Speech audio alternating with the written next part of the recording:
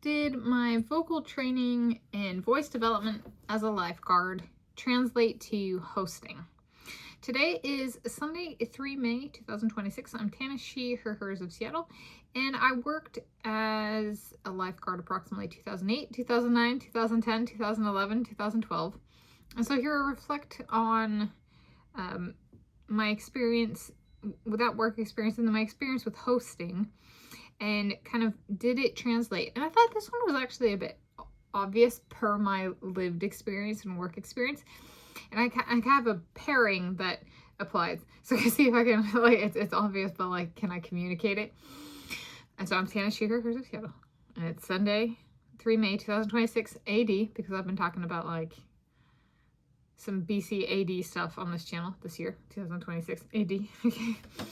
And so as a lifeguard, the pairing is there would be lap swimmers, so they'd be in the water swimming laps, and sometimes they'd want to ask about my own swimming experience, or be like, do you have a set for me, like that kind of thing, because I had swimming experience.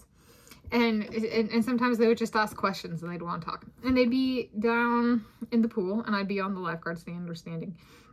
And depending on the pool, so I worked at a number of different pools, there could be wind, there could be a filter system, there could be just airflow in the building itself. And depending on how busy the pool was, there could be additional like voices or splashing noise. So I would have to voice development in the sense of I needed to, instead of the person standing next to me, they were in the water. So I had to carry on a conversation at like a projecting voice level to carry over like the yelling children over there.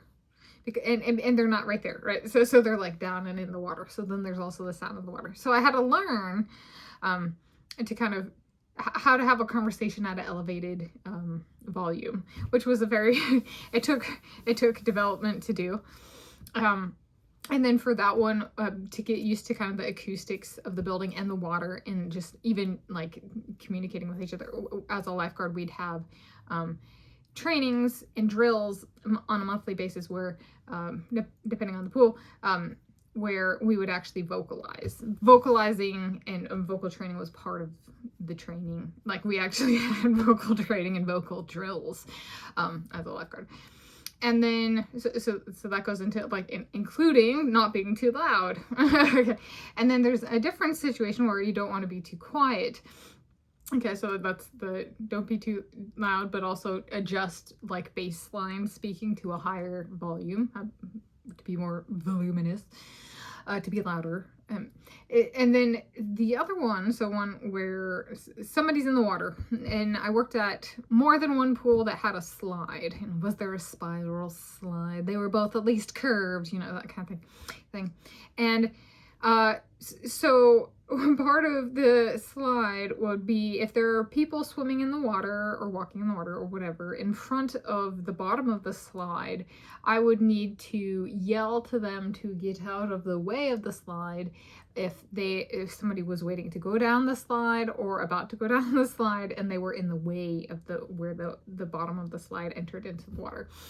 And that one might be louder because there's water coming off of the slide that wets the slide, depending on the slide, right? So there's water, so the person might not be able to hear. They might not be able to see the person at the top of the slide, but then they might not be able to see nor hear the person coming because it's a curved or a spiral slide, right? So they don't know until they see the feet going boing on their face, you know, and they get a broken nose because of the feet, right? It's a physical collision if they don't listen.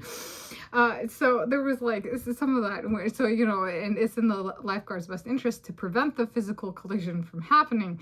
So we need to be louder. And so kind of like, but we don't have to be too loud. You don't want to be too loud if it's not urgent.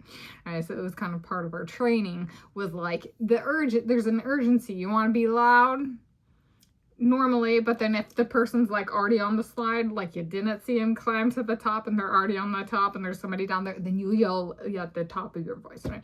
So there was different acoustic gating, so to speak, that we were trained and practiced and exercised and actually did for voice development and making sure the person didn't, you know, end up with a broken nose. Okay. So how does that relate to hosting? So it's a paired. So the conversational tone would be like me hosting, this is speaking from experience, so multiple years, multiple months within 1 year, I've hosted one of my cousins, my female cousins, Sean, out and hosting the critters. And the critters don't necessarily like certain tones of voice, the critters, or they don't necessarily like a certain like volume. So, and they don't necessarily always like all of the talking points. So like I have to like, part of being a host and bringing Sean out with the critters is talking in the correct volume, talking in the correct tone, talking about the correct things, and making sure to keep myself tempered so that if the person, and we kind of like acoustically mirror each other, so to speak, or echo each other. I don't know if be the right term, right? Echo. If we echo each other, we don't get too excited and scare the critters off. So that's like the having a conversation in the pool with the lap swimmer. And then the other one, the like urgency one with the like physical collision possibly incoming, is like me chasing a Cooper's hawk.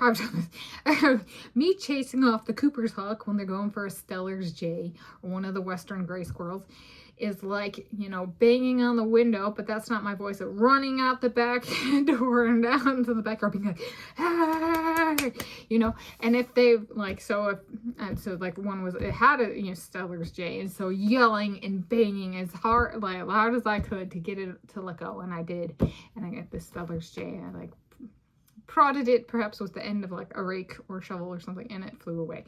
And then at a different case where I was loud, but I wasn't as loud, I actually used or my vocal training as a lifeguard, where the hawk was going after a squirrel and I was yelling, but not at maximum capacity, because I was like, if it gets the squirrel, then I escalate to maximum capacity, because it's worked in the past when I saved that Steller's jay's life. Yeah. So I have, and that comes in with the wildlife. They're very acoustic sensitive. Yeah. So yes, it did, and it does.